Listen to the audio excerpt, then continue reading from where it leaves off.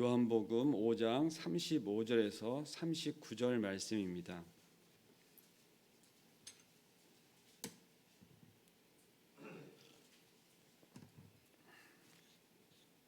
함께 교독하시고 끝절은 큰 소리로 합독하시도록 하겠습니다. 요한은 켜서 비치는 등불이라 너희가 일시 그 빛에 즐거이 있기를 원하였거니와 내게는 요한의 증거보다 더 큰 증거가 있으니 아버지께서 내게 주사 이루게 하시는 역사 곧 내가 하는 그 역사가 아버지께서 나를 보내신 것을 나를 위하여 증언하는 것이요 또한 나를 보내신 아버지께서 친히 나를 위하여 증언하였으리라. 너희는 아무 때에도 그 음성을 듣지 못하였고 그 형상을 보지 못하였으며 그 말씀이 너희 속에 거하지 아니하니 이는 그가 보내신 이를 믿지 아니함이라.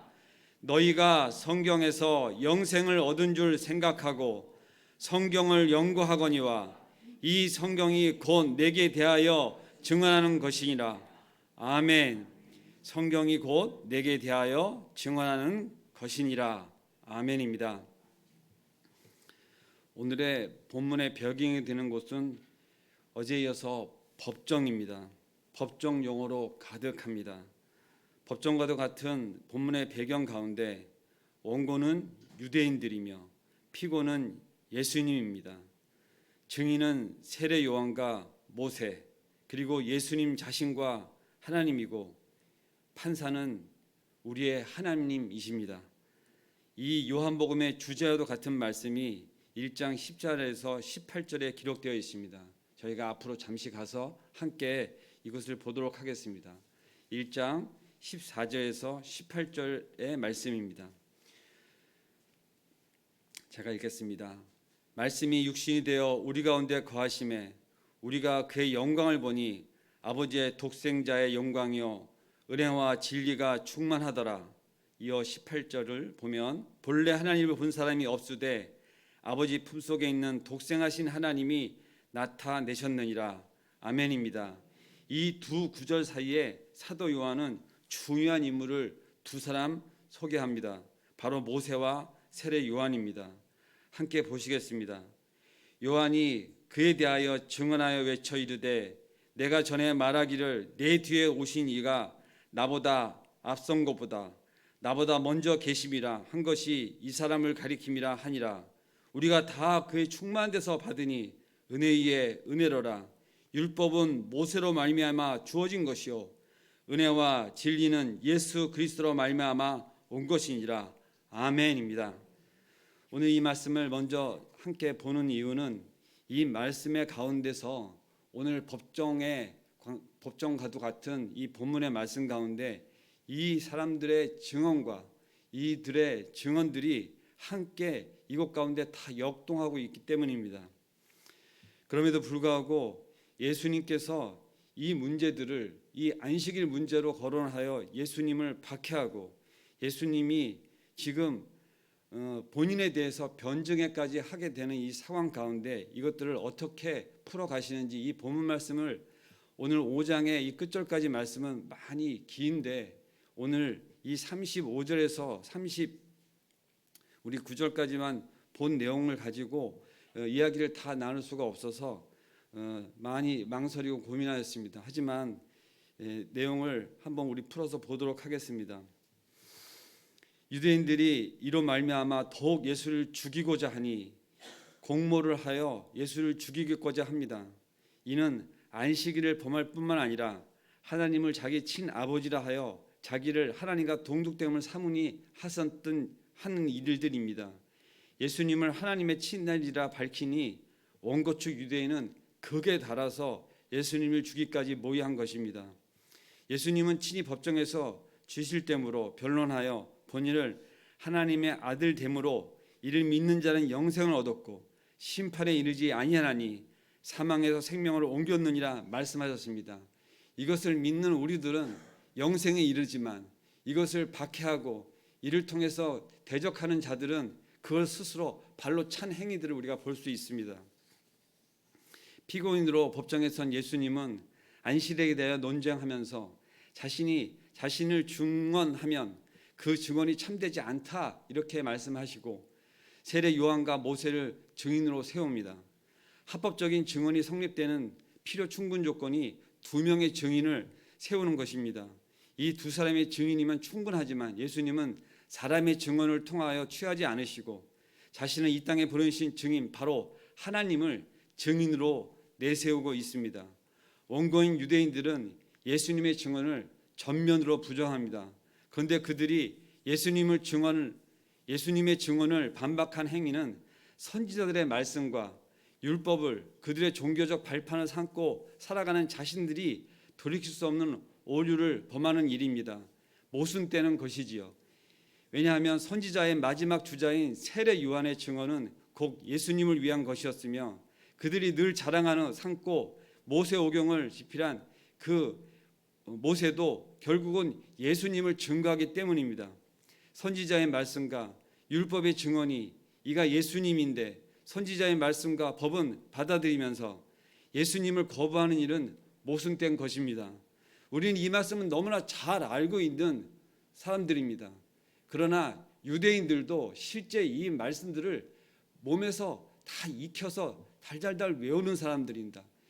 모르고 범죄를 하고 있는 자들에 대한 예수님은 그들을 긍휼히 여기시는 마음이 늘 있었습니다. 그러나 알면서도 범죄를 행하는 사람들은 예수님께서 사실은 용서하시는 부분이 그들과는 판약에 다릅니다. 경고하시고 그들의 죄를 이렇게 낱낱이 드러내시는 것이죠.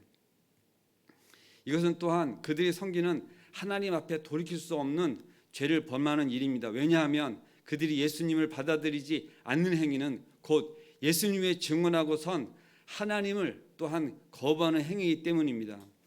우리가 세상에 살면서 가장 어렸을 때부터 죄를 많이 졌던 게 뭐냐면 왜 우리 부모님은 저러셨을까 이런 생각을 했던 적이 제가 좀 있어요. 왜 이 말씀을 나누면서 그 생각이 났냐면 하나님께서 우리 부모님을 통해서 이 세상에 보내셨고 하나님이 하신 것 중에 가장 감사한 건 뭐냐면 저희 부모를 통해서 저를 낳아주신 것입니다. 근데 자식들이 가장 많이 죄를 짓는 게 뭐냐면 우리 부모님에 대한 부정이에요. 우리 부모가 그렇게 된 것은 어떻게 보면 내가 부정할수록 하나님을 부정하는 것이 너무나 역력한 것입니다. 우리 자녀됨을 또 보고도 마찬가지예요. 내가 낳은 자녀인데도 불구하고 저놈은 누구 닮아서 저러냐고 맨날 이렇게 얘기하는 거 보면 사실 나를 통해서 하나님이 만드신 거예요. 내가 어떻게 할 수가 없었던 부분이 있는 것입니다. 그런 성정이나 이런 모든 것들이 단문도 보면 놀라운 것들인데 우리는 그것을 감사하지 못할 때가 너무나 많아요. 사실 따지고 보면 이 한국 땅에 태어난 것을 가지고 후회한 사람들도 분명히 많이 있을 것입니다. 그러나 지금 참 가깝게는 북한에 태어난 것으로만 인해서 많은 핍박과 고난과 어려움을 당하는 북한 사람들을 보면 우리는 사실 많이 기도합니다. 그들은 그곳에 태어난 것 때문에 일어나는 일들로 우리와 이 불과 몇십 킬로미터 차이지 않는 곳에서 태어난 것으로 인해서 일어나는 일들을 우리가 보고 그들을 긍휼히 여기면서 기도하는 것입니다. 세상에 가장 강대국이라고 미국에 태어난 사람들을 보면 그들은 자기네들 시민권을 가지고 취득을 할 때 다른 나라 국적을 갖고 있는 사람들한테 어떤 것을 요구하냐면 그 나라 국적을 포기할 것을 강권합니다. 그러면서 이게 시민권을 이걸 얻을래 아니면 그 나라 국적을 포기할래 이러한 것 때문에 늘 갈등이 있는데 제 가깝게 지내고 있던 사촌 형님은 바로 한 달, 두 달 전에 우리나라 국적을 포기하였습니다. 제가 그것을 보면서 그가 그곳에 공무원으로 일하기 위해서 어쩔 수 없는 선택이었던 것 같습니다. 근데 참 마음 한편에서 이제 우리나라 사람이 아니야? 이런 걸 생각을 해보니까 참 마음 한편에 쓸쓸함이 있었어요. 근데 지금 이 율법을 잘 안다고 모세오경을 달달달 외운다고 하는 사람들이 지금 예수님을 어떻게 하고 있냐면 예수님을 핍박하고 박해하는 것뿐만 아니라 본인들의 무엇을 포기하고 있다고요? 발로 차고 있다고요? 영생을 발로 차고 있는 것입니다. 우리는 성경 말씀을 잘 압니다. 성경 말씀을 잘 알면서 예수님에 대하여 하나님에 대하여 하나님이 우리에게 주신 것에 대하여 하나님의 우리를 주권하는 것에 대해서 부정한다면 그건 바로 이 성경 본문에 나오는 것처럼 예수님을 거부하고 모순되는 행위를 하고 있는 것입니다. 여러분들 지금 삶의 모든 형편 가운데 하나님이 주관하고 계신 것을 믿습니까? 아멘입니다. 그러면 제가 지금 이렇게 마스크를 끼고 있다고 해서 투덜거려서는 안 되겠지요. 근데 제가 사실 많이 답답합니다. 이게 사실 제 모습입니다. 물 한 모금 마시겠습니다. 죄송합니다.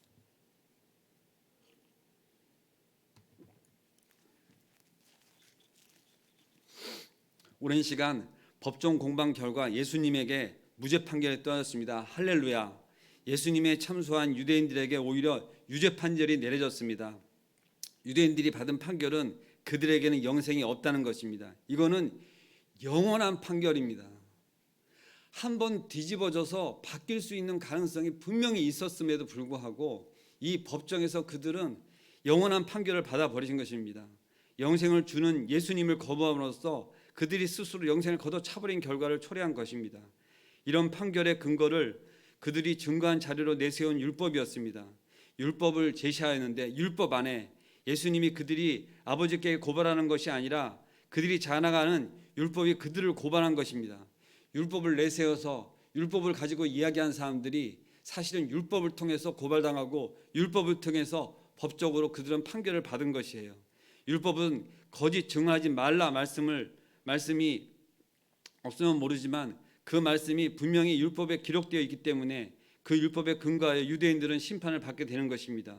그러니까 본문은 법정 공방을 통해 사도 요한이 다시 한번 율법을 절대적으로 의지하는 유대인들에게 모순된 종교성을 폭로하는 장면이 나타나고 있습니다. 왕의 신하의 아들인 이방인이었지만 그 이방인들은 직접 생명을 얻게 되는 모습을 우리는 보았습니다. 그것은 믿음으로 얻은 것입니다.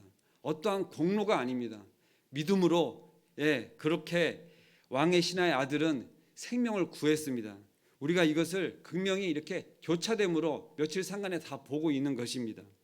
안식일 규례를 누구보다도 잘 지킨다고 자부하는 유대인들과의 논쟁을 통해 유대인들은 안식법의 껍질 속에 본인들이 고수하고 있는 그러한 것들로 인해서 실제 안식법이 갖고 있는 그 생명의 법을 잃어버린 것입니다. 사도 요한은 율법을 절대적으로 의지하는 유대인들의 모순된 종교성을 폭로하고 있는 것인데 본문을 통해 하나님이 율법을 주신 목적이 무엇인지 다시 한번 생각해 보겠습니다. 우리에게 더 친근한 율법이 아닌 성경 말씀으로 풀이해 보면 율법 대신 성경이라고 하는 이 용어를 써서 제가 이렇게 풀어 보겠습니다. 성경은 우리를 더 흠없는 사람으로 만들기 위해 주신 게 아닙니다. 좀 더 나은 사람으로 우리를 만들기 위해서 주신 말씀이 아닙니다. 주변 사람들에게 우리가 성경을 잘 지키는 훌륭한 사람이라는 칭찬을 듣도록 하신 것도 아닙니다. 성경을 주신 것은 우리 모두를 메시아 되신 예수님 앞에 서도록 하기 위함입니다. 아멘입니다. 더 나아가서 우리는 예수님이 아니면 살 수 없는 존재임을 깨닫게 하기 위해서 성경 말씀을 주신 것입니다. 성경을 공부하면서 내가 더 흠없는 사람이 되고 그래서 사람들에게 더 거룩한 자로 인정받기 위한 마음이 조금이라 있다면 여러분들은 내려놓으셔야 됩니다. 사실 이 말씀은 저 본인한테 하는 말입니다. 율법이 우리에게는 좀 익숙치 않습니다. 율법 이렇게 계속 지금 이야기하고 있었지만 사실 우리는 이 율법이 다 기록되어 있는 이 성경 말씀이 저에게 더 훨씬 친숙하기 때문에 제가 성경이라고 하는 성경을 잘 지키면 성경을 주신 이유들에 대해서 성경이라고 제가 이야기하고 있는 것입니다. 성경을 공부하는 목적이 말씀을 통해 하나님 앞에 서기 위함이라고 제가 얘기하고 있습니다. 하나님 앞에 서서 우리는 하나님이 없으면 단 한순간도 살 수 없는 존재임을 인식하기 위해서 이 말씀을 날마다 묵상하는 것입니다. 오늘 이 성경 말씀이 하나님의 말씀인 것을 모르고 올라오신 분은 여기 한 분도 안 계시지요. 그러나 이 성경 말씀이 그냥 책이다, 누군가의 저작에서 문서다 이렇게 얘기하는 신학자들도 있습니다. 참으로 안타까운 일이지요. 이 성경 말씀이 우리에게 있어서 사람들이 지은 글이라고 생각한다면 지금 순간 이 요한이 주장하는 이 말씀 가운데 지금 우리 같이 증인으로 세운 모세나 세례 요한 또한 실제 많은 다른 사도 바울의 말씀까지도 다 하나의 어떠한 정말 진실된 어떤 눈으로 보는 것 같은 예수님을 다 대언하고 있습니다. 그렇기 때문에 많은 성경 말씀이 쓰여져 있지만 그것이 하나로 다 끼워지는 것은 한 저자 성령님에 의해서 여러 저자들을 통해서 기록된 말씀이란 것을 우리는 믿고 이 말씀이 오로지 진실되고 무오하고 하나님이 그 성령 하나님과 이 모든 것을 통해서 이것을 저자로 지으셨고 예수님을 통해서 그 모든 것들을 지금 다 보여주고 계신 것입니다. 그래서 우리가 말씀을 보다 보면 우리가 깨닫지 못했던 것들 중에 하나씩 어떻게 성경 말씀이 이렇게 다 하나로 끼워지는가 하는 거예요. 근데 그것을 우리가 지식적으로 알아서는 안 되겠다 하는 것입니다. 이유가 뭐라고요? 우리를 예수님 앞에 바로 세우기 위함이다 이겁니다. 좀 더 나아지고 좀 더 지식적으로 알아지고 남들한테 거룩함을 받고 이런 것들은 다 사실은 어떻게 보면 부차적이고 사실 어떻게 보면 신경 쓸 일도 아닌 것이에요. 제일 중요한 게 뭐라고요? 우리가 진리의 말씀 가운데 영생을 얻는 것이고 하나님께서 우리를 바로 세우시는 것입니다. 여러분들은 다 세움을 받으셨지요? 아멘입니다. 메시아성에 관심이 있으나 정작 메시아를 모른다면 성경을 올바로 읽는 것이 아닙니다. 하나님 나라에 관심은 있으나 정작 하나님을 모른다면 성경을 제대로 읽는 것이 아닙니다. 성경은 우리를 하나님의 임재 앞에 서게 하는 책이기 때문입니다. 성경은 우리를 그분의 가슴 속으로 인도해 주는 책이기 때문입니다. 말씀을 사랑하는 것은 좋습니다. 그러나 이보다 더 중요한 것은 성경의 저자인 하나님을 사랑하는 것입니다. 이 새벽에 올라오신 성도님들, 예수님에 대해 얼마나 목이 마르십니까? 예수님에 대해서 목마르셔야 됩니다. 말씀을 묵상하며 예배를 통해 하나님의 말씀을 나누는 직분으로 말씀에 목이 말랐지만 말씀이 육신이 되어 지금도 우리에게 말씀하시는 그분에 대해서 얼마나 목이 말랐나 저 스스로에게 반문을 해봅니다. 스스로 물어보았을 때 그렇게 못한 저를 많이 발견하게 됩니다. 그동안 저는 말씀을 묵상하면서 말씀을 사랑했던 것은 분명히 사실이었으나 정작 말씀하신 주님을 나를 죽기까지 사랑하신 주님을 사랑으로 사랑하지 못했음을 지금 이 시간 제가 고백합니다. 그랬기에 홍수에 마실 물이 없고 물고기가 홍수에 죽는다고 합니다. 이 말씀은 정말 무서운 말씀입니다. 이 말씀처럼 저는 말씀의 홍수 속에 살면서 정작 내 영혼이 목이 말라 갈급한 시간들이 있습니다. 제가 회심한 이후 말씀하신 분에 대해서 목마름으로 그분을 많이 대면하고자 사실은 저도 기도를 많이 합니다. 말씀하신 분을 사랑하는 마음으로 말씀을 또 열어보기도 합니다. 그러면서 말씀 묵상이 말씀을 통해 하나님 만나는 시간을 이렇게 주시지만 그러지 못할 때가 또 있습니다. 여러분들도 늘 말씀을 대하시고 이렇게 새벽에 올라오셔서 말씀을 대하시는 상황에서도 마음이 어떤 곳에 다른 데 팔려 있거나 어떤 내 기도 제목 가운데 온전히 말씀 가운데 들어오지 못할 때가 있으실 수 있습니다. 그럴 때라도 우리를 붙잡아 주시는 예수님의 그 은혜에 아버지 힘입어서 이곳에 올라와서 말씀을 묵상하고 기도하는 시간을 게을리지 않으시기 바랍니다. 그리고 하나님의 사람, 하나님의 자녀들로 살아가며 말씀 속에서 또 그 사랑을 받은 자로 더 함께 있고 싶고 또 그 사랑을 이렇게 전하는 자와는 좀 더 나누고 싶고 그래서 나도 그런 사람으로 충만하여 지고 싶은 저 자신을 바라봅니다. 제가 요즘에 누구랑 가장 가까이 하고 싶겠어요? 세상에 권력을 가진 자들, 많은 부를 가진 자들, 그게 저하고는 사실 상관이 없습니다. 저는 누구랑 시간을 많이 갖고 싶으냐? 한 가지 예를 들어서 말씀드리면 여러분들 어떤 분들과 5분, 10분 이상 대화를 하거나 어떤 사람들과 그 이상 10분, 20분 통화를 하거나 30분, 1시간 통화를 하는 사람들 보면 뭐가 통하는 거예요? 영이 통하고 본인과 뭔가 마음이 통하는 게 있기 때문에 통화를 하시죠.